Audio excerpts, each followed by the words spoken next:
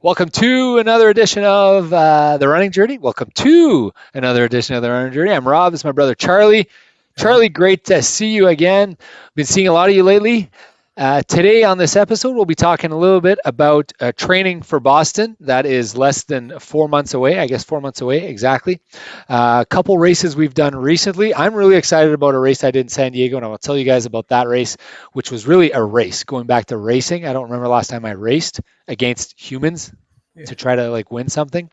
We also did an all night uh, mini ultra, I guess. We did 25 kilometers on December 21st, the longest night of the year. And then how we handle the holidays, the runs we did, because as long as Charlie and I have been jogging together, which is about 2.5 years virtually, we had never jogged together together for any training session or of any kind aside from a race until last month. Is that right? Uh, Two exceptions. Run with Rob That's twice. a race. Those are Yeah, I guess. certified Yeah, yeah, races. yeah, yeah. Okay, for me they were kind of like just training runs, but yeah, yeah, So we had never jogged together. We live 3 blocks apart, 4 blocks yeah. apart, and we had never jogged together. And then wait, how many? We did it 3 days in a row. 3 consecutive days, we did like 50K or something in 3 days. Well, we did the 25 overnight, Yeah, then the 10 the the next 10 with day the with the 10 run club. with the run club, and Then it then was we did, which was for me 18, was a hard workout, that fast finish. 12 miles, I think. I think it was 12 miles that day. Yeah. Yeah. So call it 19, 19, So 25. 50K, 50K. Yeah, we did 50K. We did 53K, 54K in 3 days, and we had never jogged together before, and we haven't jogged together since. So I guess there Yeah, you go. it was just that kind of randomness of the A, holidays. a flash in the pan.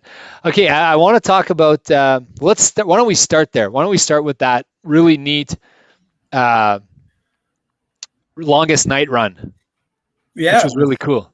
it was really fun. So we met with a couple of Rob's friends, and we just kind of we would do 5K, and then we would run 5K on our own, and we did that a few times, and it was really nice to kind of just have um, this kind of running with other people sense of community type run. And I don't know what you felt about it, but it was very, very different for me as opposed to where I usually run alone. Oh, So it's the opposite. It's the opposite. Usually you run alone and you're focused on your time, you're focused on your heart rate, your reason for being out there, and yeah, yeah, there's none of that, right? Because we left. It's the longest, right? They do it on December 21st evening, the winter solstice, the shortest day of the year in Canada, anywhere, I guess. yeah. And it was a very historically a cold day. It wasn't that cold that day, but it was still, I don't know, -8 or 10 or whatever the heck it was. And it's all night. They do it all night. It's like an ultra, and I know some people did 80K, or did anyone do like 100K? I don't know. Oh yeah, there was some 100Ks in there. Yeah, Yeah, people 100. We only did 25, but I mean, not bad. but I mean, I had curling that night, so we left at like 11, got there at midnight, and it was in Steinbach, Manitoba, and we did 25K in the middle of the night. I had never run that late. Had you ever run like that late? I'd never That run was that. that was closer to how early I've run than how late Yes. I've ever run. I mean, Yeah. I mean, Without the maybe sleep. maybe I've done runs at 4 a.m. So this was 12:30 or 12:30 to 3:15. I think. 12:01 basically, I think. Yeah, 12 to 3 we ran. Pretty Yeah, much exactly. yeah. So that And was interesting at night too. Slightly different feeling for me, anyways. Yeah. way different feeling. Did you feel like you're like you were struggling more, or like obviously it was tougher. You were fatigued, obviously. I didn't feel like I was struggling at all because it was No, really like such a slow pace. it was, but so I couldn't really gauge. I felt normal. I felt no. I didn't really notice a difference from it being at night, but it's hard to gauge because well, first of all, it was slower pace. Plus, it was like really not ideal surface. So it's always that's always actually this is one of my big things that I'm having a hard time with this winter, and I know other people might have the same issue. Is trying to gauge how well you're doing in winter is really hard because Dude, this morning, did you run outside this morning? no, I ran on a treadmill. Look at us. Look at us. You're running on a treadmill. I'm running outside. I ran outside this morning. Eh, Nothing's open. Nothing's clear. There's no Yeah, that's why sidewalk. I didn't run outside. I knew how terrible it would be. So basically, I found like the cleared roads, and I Yeah, just ran a loop. I ran like a 1 mile loop, and I did like a whole bunch of loops yeah. around. That's a good idea. Yeah. But it was like it was But still tough because it's hard to gauge where you're at because every day is different conditions. And when you're running on treadmills, like you don't know if they're calibrated. It seems off. Like to me, it seemed way off the treadmill. Based on like I feel like I know what a 8:30 pace is or a 9-minute pace, and it didn't feel like it was that. are you And running on the same treadmill all the time? well, that's the problem. Not always the same treadmill. So that's Yeah, my problem right now. yeah. Like I know. And then the other thing I tried doing was an indoor track, and then do you trust the distance on it because it was like a 160-meter track, Yeah, if and it's off by 5 meters, it's like yeah, oh. and then the tight turn. So I'm really struggling with that actually recently is knowing if I'm making any progress. So it's a big leap. Winter's a leap of faith for me. I don't know. Yeah, it's not just like the difficulty in training, which for some people is enough. Like for 99% of people, it's enough to just completely turn them off from running in winter, right? Yeah. Like if you don't own a treadmill, you're probably not running in Winnipeg in winter. Like you are one of 100 people or whatever that run outside regularly in the winter, right? There's very few in Winnipeg. So aside from the fact that it's tough, which is already a huge hurdle, it's like so tough to know how you're doing. Yeah. It's hard. I was talking to Marty Laflèche, who's in my running group and who's coming. Like to, one day, if it's sorry, I'll let you finish your story. No, If go ahead. If it's 10 and a half, if you're running 10 and a half, it could feel the same as 9.5 on another day, right? Like it's very hard to gauge. Sorry. So Yeah. Marty Laflèche, I'm No, sure I was he's just struggling with the same thing, right? well, he said he's doing his today he's doing his 3 hour run. So that's going to be his last long run before Yeah, you should do it on a treadmill, I would say, but well, he went and did it outside, and I said, okay, well then like you're not going to get 6-minute miles, 6-minute kilometers today. Like it's going to be harder, right? And he said, okay, is it like 20% harder or 10% harder? I said, I don't know, but like it's going to be harder and depends on the day. And I was just thinking how hard that is to coach someone or to try to. So I told him, just slow down the pace if you're worried. Check your heart rate and just make sure you last for 3 hours. The distance is not that important because I'm pretty sure, like I've been following his runs and I think he should be close to 4 hours, hopefully. So we're doing a marathon in 3 weeks and I'm pacing him and I guess I've been kind of coaching him. Oh, I think he's there based on our runs. Like he's doing our 9.5 ones, like no problem. Right. Yeah. But and that's midwinter. So from my experience, when you get to America, like maybe he's less trained than I've ever been in terms of distance, but you always do better. You always do way better on the race. Usually if you're trained a little bit, like I feel like he's pretty well trained.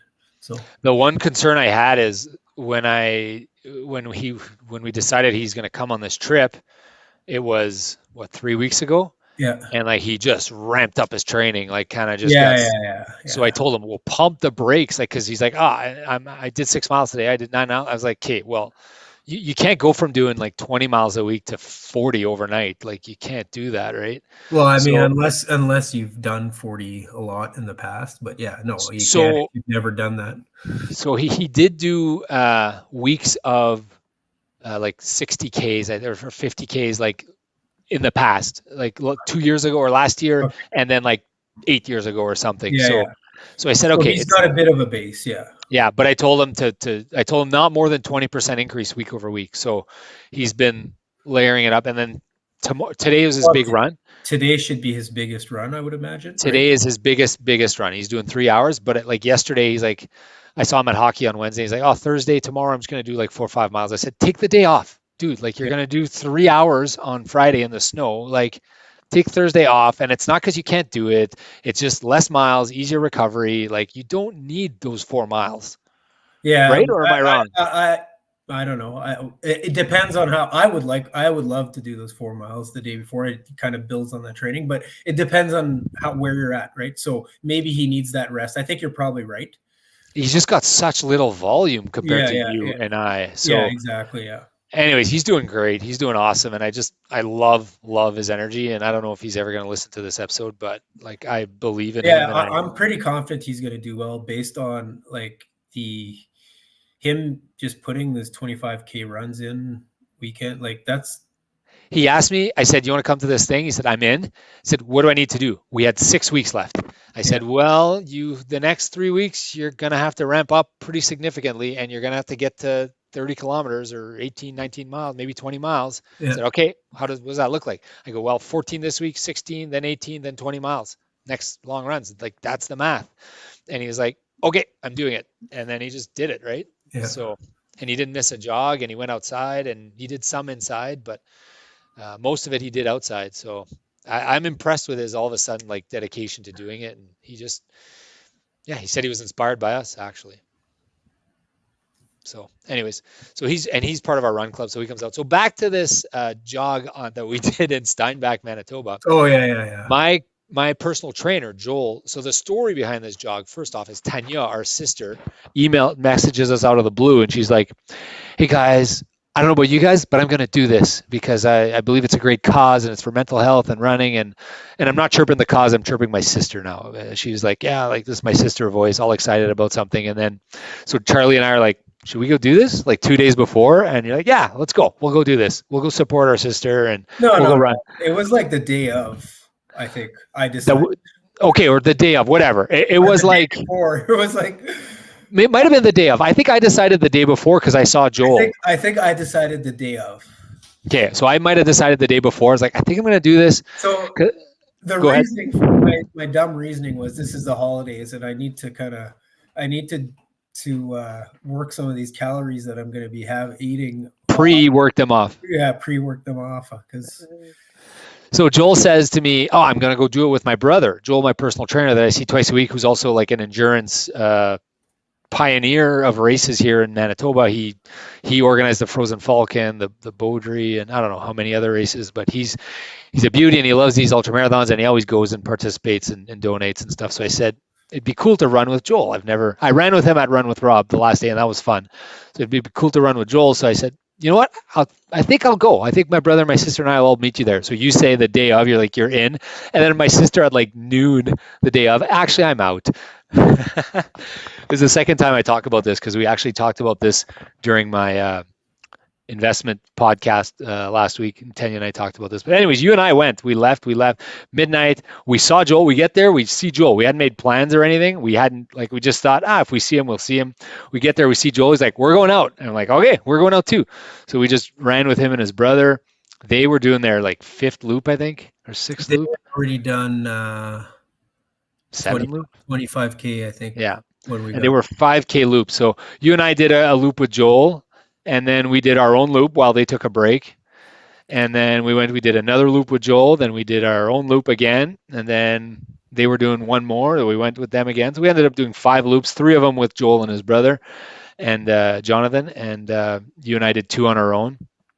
They ended up doing another like 20K after or something. I think they finished, well, no, I know they finished with 60K. Oh, another 10K then after. Yeah, 60K. So, I mean, they had a good day, a good night, I guess. I mean, yes, I was tired the next day, but that was fun. Like I had never run that late. I was tired, but also I wasn't that tired. Like it's weird. It's like it invigorated me a little bit. I did too. It was different. What I realize about me now is I really like doing different stuff. Yeah, different. Change it up. Play hockey one day. Play, whatever. But even just with the running, like yeah. Like I did that indoor 15K here at the office, and that was really fun. And I did that by myself. By the way, maybe we could do that on Saturday morning. You want to run indoors at my office? Run 150 laps. Actually, not really. No, it's maybe. Fine. So, okay, we did that, and then holidays came, and then right after that, we did our run club. Our run club goes every Saturday. If you're watching this and you're in Winnipeg and you want to just DM us or message us, we can give you the details, but 10 a.m. usually, give or take 10 a.m. usually we start on Saturdays. And then we did one of our tough fast finishes in the snow in Marchand, which is our kind of weekly. How are your fast finish runs going, by the way? Oh, they're hard. I feel like okay, so sorry. Maybe describe the fast finish first.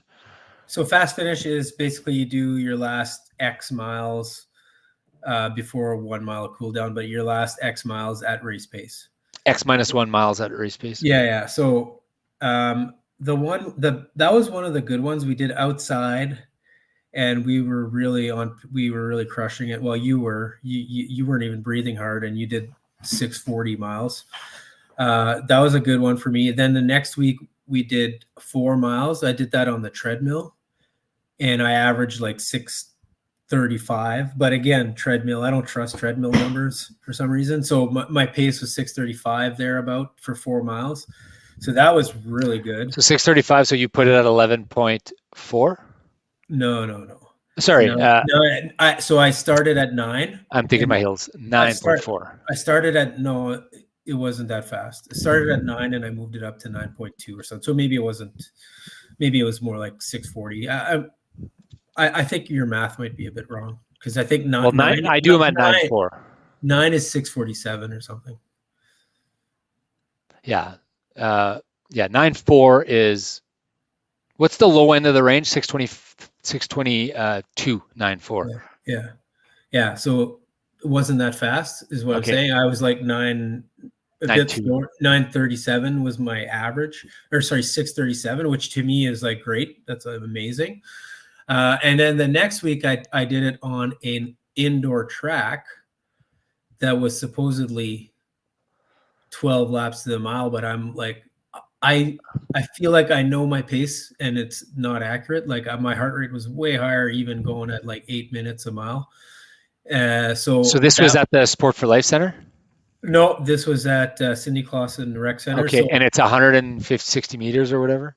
Yeah, so I averaged 652 or something for 3 miles. And you know that doesn't make sense. And I was like, no, I'm like, I felt like I was running way harder, but I don't know. I could just a bit of bad. So it's hard to tell. That's my gripe about winter. So I'm going to try something else this weekend. Going to try a different place that has 200-meter laps. Hopefully those would be more accurate. I actually really like that running in Marchand compared to running outside in the city, because no traffic. Relatively flat. We had pretty much perfect surface that day. Like it was really like a normal run almost, right? It was. Yeah, I mean there was some snow. It was basically the last time we had normal running conditions. Yeah. This is my first. I mean, it was not quite normal because there was a bit of ice and it was a bit slippery, but it was very close to being like normal, right? Yeah. But compared to, let's say, so when you went to San Diego, how good did that feel? Oh my God, Charlie! It was. I ran at 124.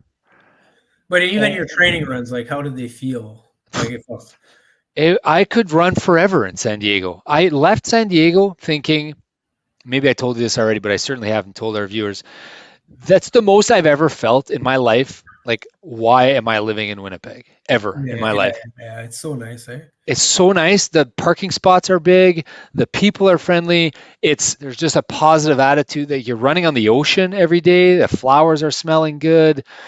I just loved it. And my jogs were so easy. And I'd be jogging and it'd be like, kind of like you said, when you were jogging in Central Park there in New York, and all of a sudden you'd finished your jog and you were like, 7 miles. 7 miles. Oh, shucks. Like I was jogging on the ocean and I'd get up before the kids were up and I'd go, and it was just, I loved my days. And it's so much that I was like, this is what I would do if I was retired. I would get up early. I would go for a long jog, and then I would make myself a huge breakfast, and I would just, I don't know. I loved my week down there. Every morning I'd go and I'd do a long run, and it was just great. I whatever pace. I wasn't really caring about the pace. I was just, except my race. I did one race on New Year's Eve and New Year's Eve morning. Yeah. So let's talk about, so I saw the course. Let's talk incredibly flat. So it's flat and it's just a there and back basically? Twice. Oh, so you have 2 180-degree turns? Three 180-degree turns.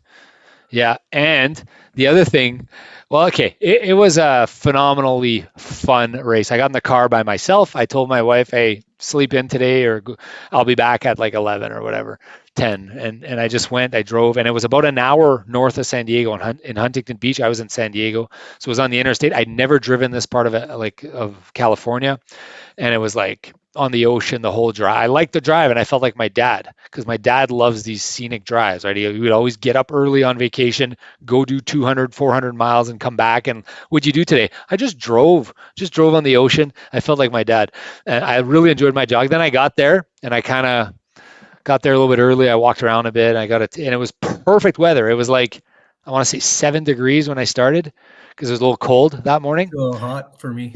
Yeah, a little hot for you, but like people were wearing parkas. Yeah. Of course. People were dressed up in parkas on their chair and warming up with like the silver stuff, and I'm obviously in my shorts and it's a little warm. And then by the time the race started, people had like the long sleeves and the toques for the race. Yeah. And but anyways, it was perfect weather. It was right on the ocean. Now the one thing that I'll say is, I don't know if you saw these headlines about the coastal ocean waves, because there was like that tectonic thing, and so California got like 25, 30, 40-foot waves, the highest waves they've gotten in like 25 years because of this coastal thing. Okay. The 2 days before, and I think some people died, and it became a thing. Like it was like a mini tsunami that came in. Oh, So like really? in San Diego, they closed where I was, they closed, and I was like, they're going to cancel this marathon for sure because the marathon's right on the beach. Well, when we got there, they didn't cancel the marathon. Obviously, there were these huge waves, but some sand had blown over onto you were running on sand for some portions of it because they didn't have time to clean the whole boardwalk. But it doesn't matter. It was such a fast course. There was one overpass towards the end, so like a mini overpass, a small one, like a very small, huge hill. and then the turnaround and then come back. I started my goal was, I asked Patrick, I said, hey, what should I do here? I have a workout, a fast finish. I'm doing a half. Can I just go for it? I think I might be able to do a 1:30.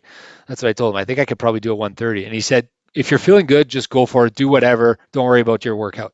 So I just said, okay. Oh, really? You ask. I just do last time I know. I figured he's going to get mad at me when I keep doing that. One of these days, yeah. So it's like the WFPS. He told me just go at your marathon pace, and then I was like, no, I'm not going to do that. And then like in my head, I knew there's no way I was going to do that. And then so I never told him. And then after the race, I'm like, oh, I felt great, so I just went for it. We got a PR or whatever. So you warned him. That's pretty good. But I asked him, and he said, go for it. And I guess he probably knew that based on the workouts that I would do it. Well, I don't know. He didn't say anything. He just said, if you feel for it, go for it. I honestly, and I'm not trying to be naive and stupid, I honestly had no clue what kind of time I could do. I thought I might be able to. That's the thing. Sometimes when you're in really good shape, like it just, you don't notice it. Yeah. I thought 1:30 was like a goal. I thought it was a legit goal because I thought the last time I did 1:30, I was training for Ironman. I was in good shape. Well, my 1:29 last year, I thought it was going to be 1:36. Like, it's just sometimes it's just you don't know in how good shape you are. It's weird like that. I couldn't believe it how good I felt. So I'm like, okay, well, I'll start at 6:52 or something. What's 1:30? 6:52? 1:30 is like 6:52. Yeah. Yeah. So I said I'll start there and I'll just see how I feel. Yeah. Which in hindsight was it's not actually what I said. I wanted to start at 7, but the gun went off, and it's a relatively small marathon. I want to say 200, 300 people. Like I could see everyone at the start. I went near the start and like, go. And then was there any pacers or anything? No pacers. No. Well, there might have been behind me. I don't know. I just kind of snuck my way into the lead pack, and then I went and I counted how many people were ahead of me. I like doing this. So I knew I was in 10th place when the race started. Like after 100 meters or whatever, I knew I was in 10th place. Yeah. And the funny story I got to tell you is there was this guy next to me. So I'm thinking like an hour and a half marathon is what I'm thinking. I could do an hour and a half marathon. Yeah. I'm pretty sure that's what I'd like to do. That's my goal for today. And I'm running, and like half a mile in, this guy goes, no, maybe 2 miles in, this guy goes, wow, he's running right next to me. This guy is breathing so heavy, but he's running right next to me. And he's like, wow, great pace. You're doing great. And I'm like, oh, thanks, man. You too. You're doing great. And then like just kind of stop. And then I go, do you have a goal? And I'm like, I might as well chat with this guy. And then I realized like I'm not even breathing heavy. Like, yeah. That's good. And so he's like huffing and puffing. That's reminiscent of last year when I did my half. Like I didn't know how in good shape I was, and I was going too slow at the beginning, like breathing so easy, But it's Yeah, better to do that than to do the opposite. yeah. I wonder what you would say about my level of effort. But anyways, so this guy's like breathing so heavy. He reminded me of the guys that I ran with. I'd run with Rob that were doing like 2:15s that thought they could do 2 hours, Yeah, but they yeah. couldn't do it. Like they were just breathing so heavy. But And then my obviously, you sped up a little bit at some point, right? well here. So he's like, I'd like to beat my personal best. And I go, oh, what's your personal best? 127. And I go, there's no way. In my head, I'm like, there's no way this guy could do a one. He can't even follow. We're doing like 132 right now, 131 right now. There's no way. Yeah. And in my head, I'm like, huh. And then that's the first time I'm like, maybe I can post a number today because I'm feeling so good. And this guy, Yeah. so I thought maybe I could post a number today. So I just said, you know Well, what? I knew you were in shape when we did that. When we did that Fast finish. long run together, I knew you were in good shape. Man, I said, okay, well, I'm going to put the watch away. I'm not going to watch. I'm just going to just completely do it by feel. So I'm just going to, I feel better, slightly faster. Feel better, slightly faster. Yeah. And what ended up happening is every single mile, maybe a 2 mile average, 2 mile rolling average, every single mile was about 5 seconds faster. Yeah. So I kind of started at 7 and then 650, 640, 630. And then my last kilometers was like 3:41 or something. My last kilometer, which better than a 6-minute mile. And what happened is I felt so good, and I kept passing people, and like I would pass people. I felt like I could go forever. I feel like you get that energy though also, but that's why that strategy is so good. Passing people.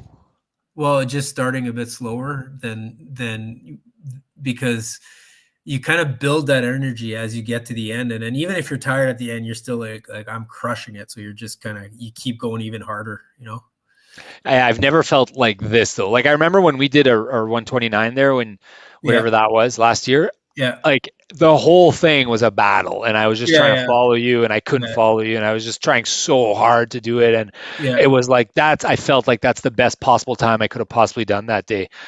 This time I was like, okay, well, you're gonna get tired soon, like and then I wasn't getting tired. My heart rate was. I was like, okay, well, I gotta go faster here, and going faster was actually hard because I hadn't done much running at 620 miles, right? I haven't done many 6-minute miles in my life, and like it's hard to go at that pace.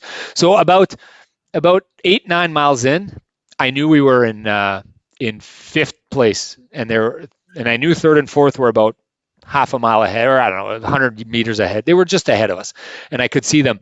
And I told the guy, I said, we're gonna pass those guys. The guy was still with me. Heavy breather. Oh yeah, heavy breather was with you. He was still next to me, and I was like, man, this guy is working way harder than I am. Like he's a better athlete than I. Like he's breathing so hard, and he's just pounding pace. And every once in a while, I'd pick up my pace. I go, okay, well, I'm not going fast enough. Pick up my stride a little bit. Now I'm doing like 620 instead of 625, and I'd leave him. And all of a sudden I hear him on my shoulder, like he's back, like he caught up to me and he's back.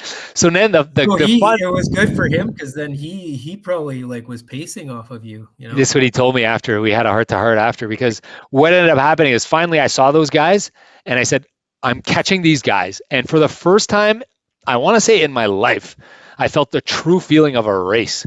Like the only other time I felt it was with you at that triathlon where I wanted to beat you so bad, right?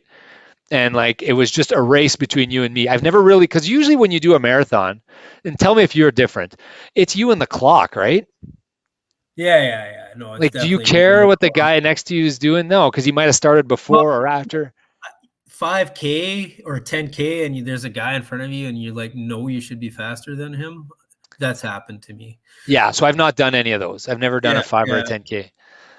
It's always just, can I beat 320 or 310 or 3 hours or 130 or a 12 hour for an Ironman? The time is the main concern. But when you see a guy that you feel like you always beat him in, let's say, half marathons that you've seen, and then he's beating you in a 5K, it kind of makes you you want to beat him. But the only time I've had that adrenaline rush that I had, and I'm not finished my story yet, but for those last 3 miles was when I did the race with Diggs and Labby after my Ironman in Houston, where I said, let's go 1 mile, boys. And like, I was like, am I going to let these guys beat me? And I was like, I can't let these guys beat me. I got to run a fast mile. So I ran a whatever I ran, 6:20, or I don't remember. It was a fast mile. But this guy, anyways, so now these two guys are ahead of us. This guy's on my shoulder, and I'm slowly catching up to these two guys who I'm sure, are thinking that there's no one beating them because they're still doing like pretty fast miles. And finally, I'm like, I wanted to like pass them I didn't want to like run next to them for a while, right? I wanted to like, you got to do it in a burst, right? I wanted to burst by them. So at mile 11, like right around 2 miles left, I said, okay, I'm going. I kind of told my guy, he couldn't talk at this point, but by the way, great guy. Hopefully he listens to this episode because he did tell me he would. So I'm like, okay, I'm going. I'm passing these guys. So I just put the afterburners on and I passed these guys. And when we passed them, they were like, I saw them visually, like just like, who's that guy? Is he in a 5K? Like how is this? Because we kind of came out. The 5K? Yeah, we came out of nowhere, right? So then I'm like going, and now I'm going. Relay. Yeah, relay. Must be doing the relay. And now we're doing 6-minute miles. And then I'm just, and all of a sudden I'm like, those guys are in the dust. They're gone. I'm winning this thing. And they're there. They're on my shoulders, all three of them. So and I was in the front, and they were like 2 steps behind me, cutting the wind. I don't know. There was no wind. But then I'm like, oh my God, this was stressful. Now it was stressful. I was like, I cannot let these guys beat me. And it was the most fun 2 miles of my life, digging deep, pushing. How fast could I possibly go? And I felt like I left it all out there. Beat Heavy Breather by 7 seconds and beat the other two by, I don't know, 20 seconds or 30 seconds. So sorry, there's another similar experience I've had. And I know it. So when I did my half Ironman at Hecla, it was like basically 3 mile loops back and forth. So I would see the guy, I was in 3rd place the whole time, and I would see the guy that was in 4th every loop, and I'd see what the spread was. Yeah, and you double it and you'd go. So I'd be like, oh, okay, I better hurry up. Anyways, yeah. Well, we did the same. I did the same thing with these guys because we did 3 turnarounds, right? Oh, right. Yeah. So you would see. Yeah. I knew I was chipping away at the lead, and I knew I was. I thought, man, I got a chance to beat them. Never, ever in my life, because when I looked at my watch, the last time was like mile 11, and I was like, oh, I'm gonna finish with like a 126.50 or 126.30 or something. I don't know. My math wasn't working properly because I was going so fast. But I ended up doing, you saw my time, 124.59.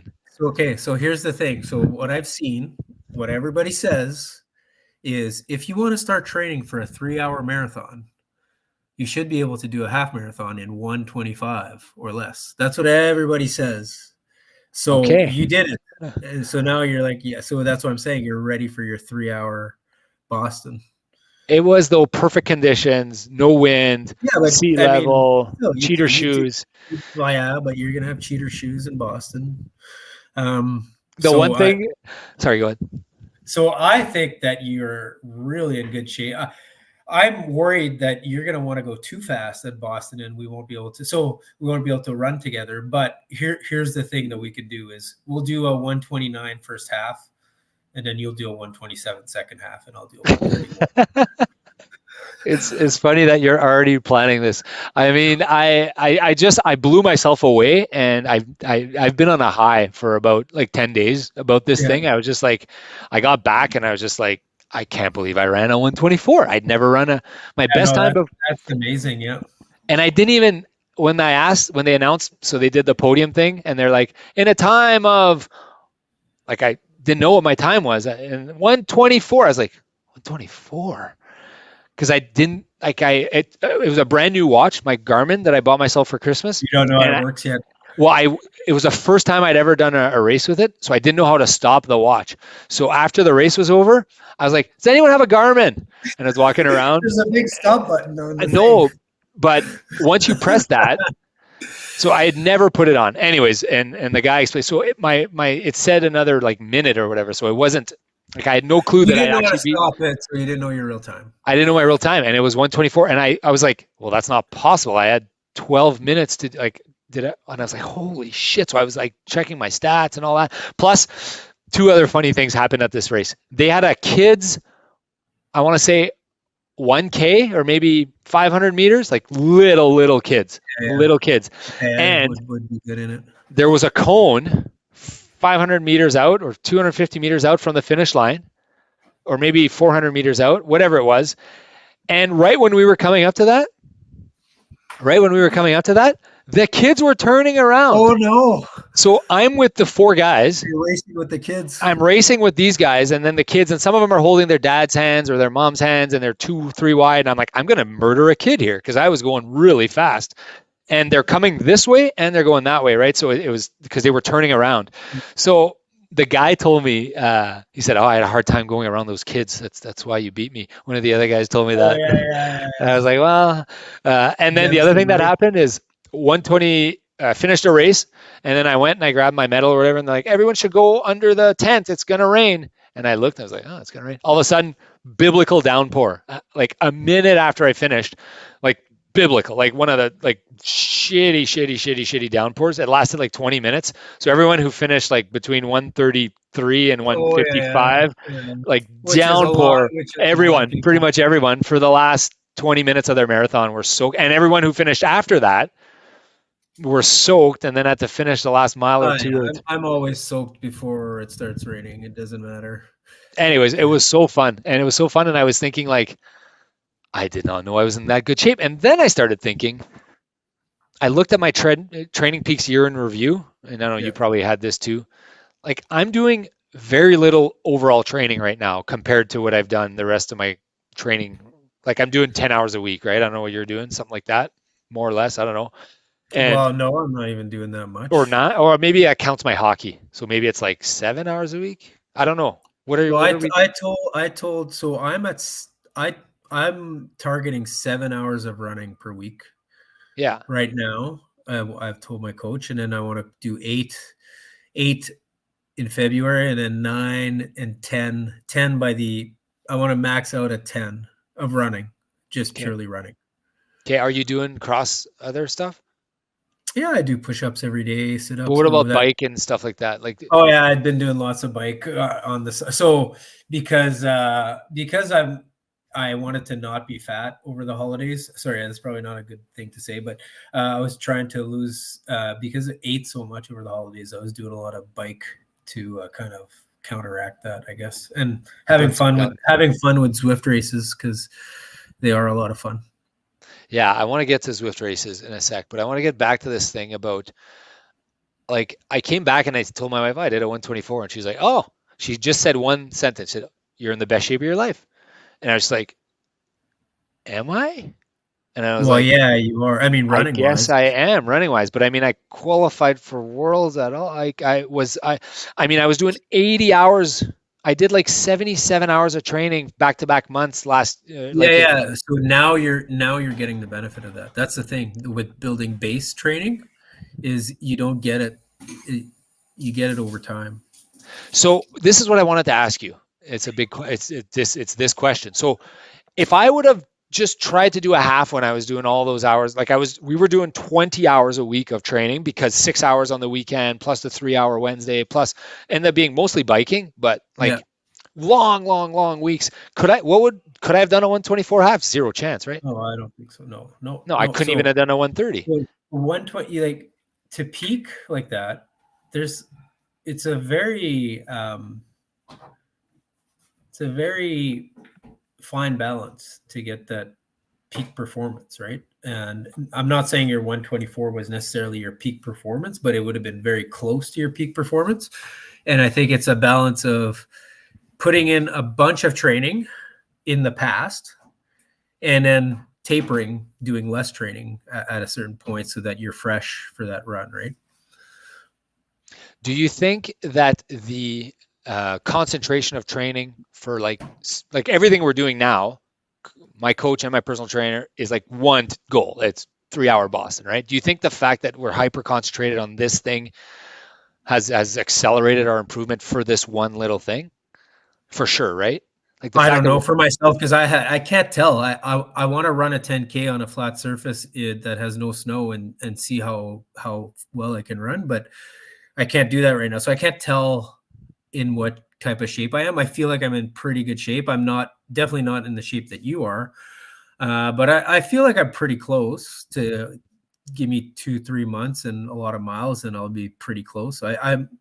I'm actually feeling pretty good about my chances of doing a 3 hours, even though I'm not I even was gonna leaving. ask you what if you were like, what would the Vegas line be for you right now, you think? 50-50. No, you know what? I don't know. Maybe less than that. Maybe I'm too optimistic. So, like right now, if you told me I had to run a 3 hour marathon, I'd say 0% chance. But I Today, feel today, but I feel like I've been through this process a number of you know you're times. gonna gain, you know you're gonna get there. You're confident you're gonna get there. I'm gonna get close to being there. So I'm gonna have a chance, especially if you can pace me for the first half. Yeah, I think 2 months ago when we And I were think you're easily there already. So like getting ready for New York, and I was just like, I couldn't run. I couldn't get my legs going. And I was having a hard time. And I was like, zero chance I'm going to run a 3 hour in my head. I was putting on a brave facade. Oh, I'm going to try to get there. But I was thinking like, I'm never going to be able to run a 3 hour Boston. Like I'm 20 minutes away from that, right? When I ran New York. yeah. And now I'm like, I'm confident and probably too confident, but like I said, I've been on a high since, and plus I know what the next 3 months are going to be like. Yeah. And I want it. I can't wait. Like I can't wait for these next. Like I remember how fun the build up to LA was. Yeah. It was so. Yeah. It was more fun, by far, far more fun than the build up for Ironman. Holy shit! Yeah, it was really we had that anticipation, right, that we were going to do something really amazing, Special. right? Yeah, so yeah, we'll see. So the other thing I haven't told you about is I signed up for an Ironman. Which Uh one? October 27th, 2024, Ironman, California. Okay. When are my World Triathlon Championships? October 20th in Malaga, Spain. Oh, okay. Well, When is your race? October 27th, So the weekend after. the weekend after. Perfect. I'll be It's a fresh. Sunday, I think. It's a Sunday in Sacramento, California. Okay, I think I want to do that. I mean, I'm I not mean, gonna. you don't really need to train for an Ironman, right? At No, this and point. I'm not gonna go there hoping to do anything other than just race it. I met a guy in the concourse yesterday, Bumford, and he asked me about Ironman, and he's like, "Man, I haven't seen you in years, and holy shit, tell me about your Ironman." He's a bit of an athlete, so like he Yeah. wanted to know, and I told him, I'm not doing any more Ironman. And then he asked me why, and I said I wasn't happy. Like I wasn't happy after my last one, and like I remember just thinking the whole way, why am I torturing myself? I hate this. I'm not enjoying it. If I don't enjoy it, and this has Yeah. been way more fun. And then he said, "You're never going to do another one." I said, "No, I have a feeling my brother's going to tell me soon that he's booked his one in California, and then I'm probably going to decide I'm going to join him." And then I Yeah. said, Yeah. "But I'm not going to train aggressively, and I'm not going to lose my mind over my time, right?" Yeah. Because Yeah. I was way too hard on myself at Ironman Worlds when I got back, and like it kind of ruined my next month Yeah. because I didn't Yeah. do a good time, right? Yeah. Yeah. That's part of it for sure. But I mean, I'm going to do a couple. I'm like, obviously, my training for triathlon is going to be, I don't want to say the same as, but I'll do a couple long bikes, and I'll join you for that. Where is that one again? Sacramento, Oh, California. Sacramento. I've never been to Sacramento. That's perfect. Is that a supposedly easy one or what? Yeah, that's the cheater Ironman. Okay, why would it possibly be cheater again? Oh, you So only do 10 miles instead of 26?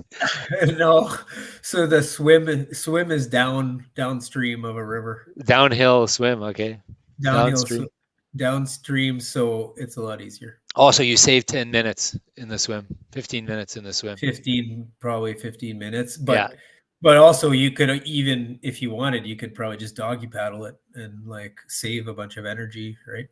Yeah. So that makes the rest of the 11 hours really easy. Well, you'll be that much fresher for the bike, and then Yeah. you'll be that much fresher for the What do they say for the bike? Is it flat or rolling or? bike is flat. So I mean, really, I'm realizing now that I'm a pretty strong biker and that I should probably do hills, but endurance wise, anyways. It's way more But fun just just biking going flat. fast on the flat will be Yeah. fun too. Yeah. What do you think you could do if you tried Houston again? Now that you know what it's like, I know you're not going to do the same Ironman, but like if you tried Ironman Houston again, Ironman Woodlands, I like think you I trim could. an hour I for don't sure. know. I think an hour and a half. Yeah. I don't know. Yeah. Who knows? It depends on how much I trade. So I think half an hour on the bike and no, maybe not. Maybe half hour bike, half hour run.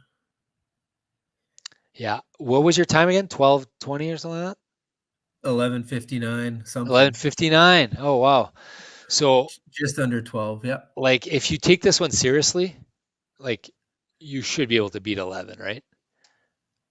Yeah. Oh yeah. Definitely. And do you have an outside goal, any other outside goals like qualifying for Worlds? No, I don't have any goals yet. We'll see. We'll see Okay. how well the bike the aero bike works and stuff like that. But Okay. Yeah. I mean, yeah, okay. I'll join you on that one. Yeah, I think I'll join you on that one. but That's no, my only. I'm really just concerned about Boston right now. Yeah. Like, I mean, but at the same time, if I do 3 hours 20, like let's say I'm not in shape and it's just too hard, like I doubt that I'll do that, but I'll be okay with it too. So whatever. Have you been? I'll just do what I can every day till that day, Yes. and then whatever happens, you know? Focus on what you can control. Yeah. And it's so hard to do when you're ultra competitive like we are. And it's why I didn't get ruined in New York, because I knew, I was like, "Okay, Rob, just focus on what you can control here, because otherwise you're going to go crazy like you did in Ironman France, Yeah. right?" Because I Yeah. didn't have, and I knew Yeah. that, you know what, this is all I can control right now because I'm fatigued and whatever, Yeah. and just put in your best effort that one day. Put all the variables away and do what you can. So, are you doing anything from now until Boston?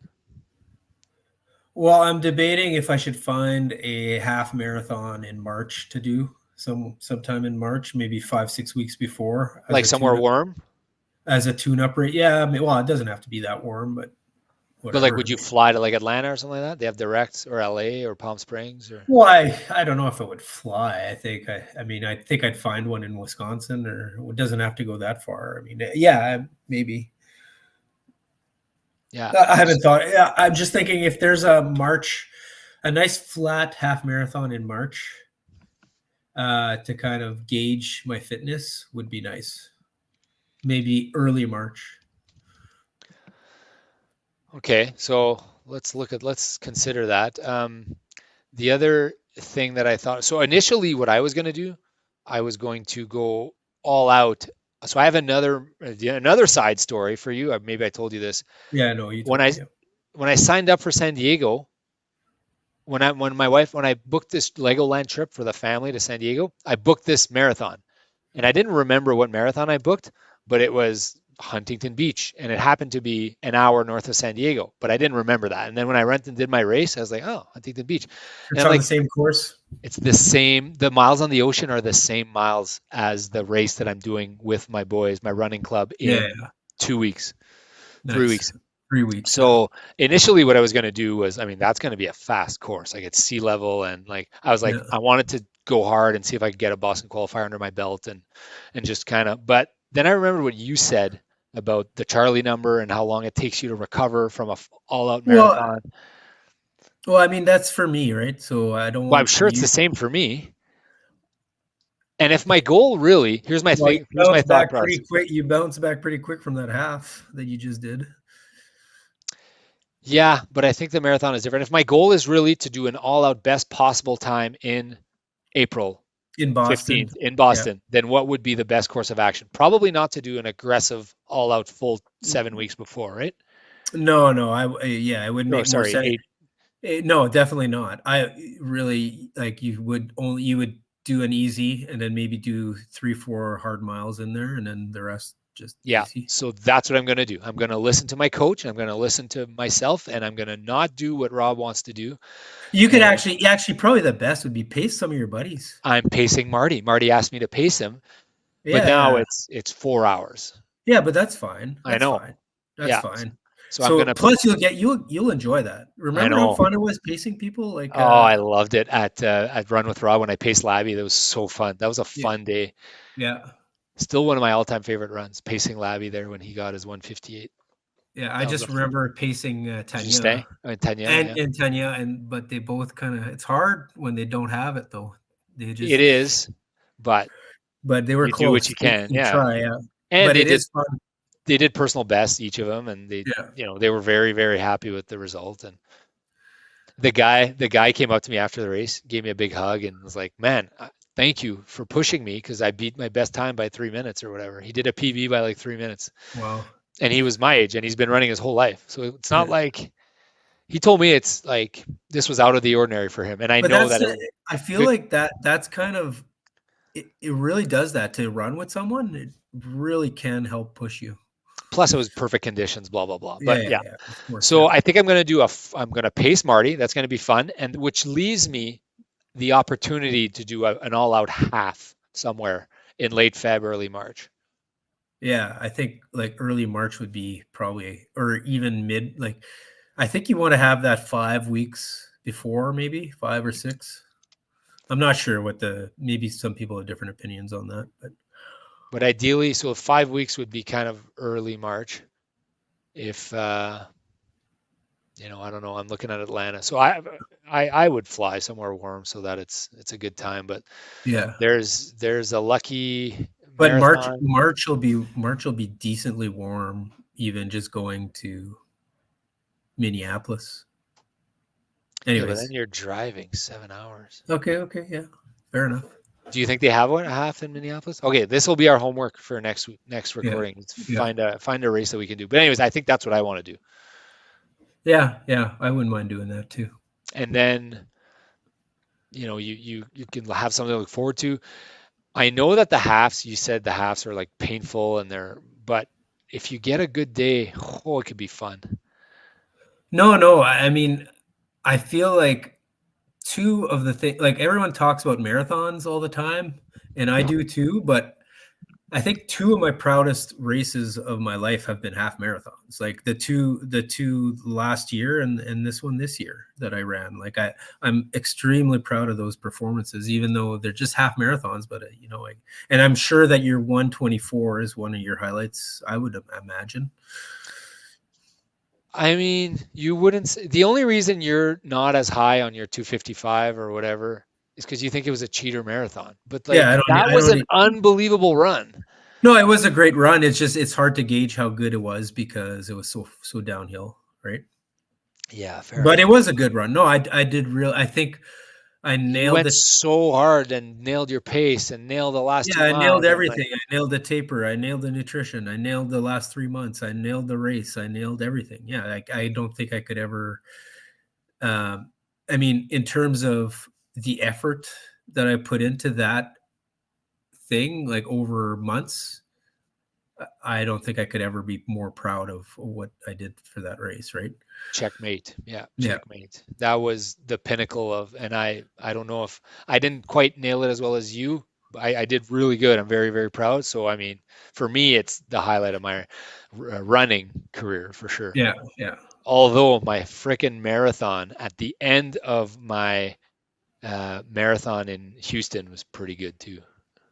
Yeah. And Yeah. Your marathon at the end of the Ironman. yeah, at the end of the Oh yeah, Ironman you had a really good performance there too. Yeah, that yeah, was really good.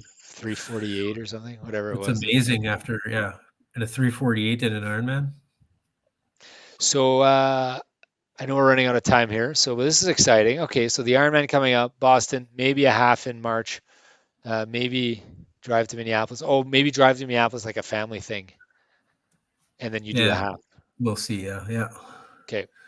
Or maybe All just right. fly. Maybe just fly someone somewhere for the weekend and fly back. Might be Yeah, just easy. like Might be fly easy. back.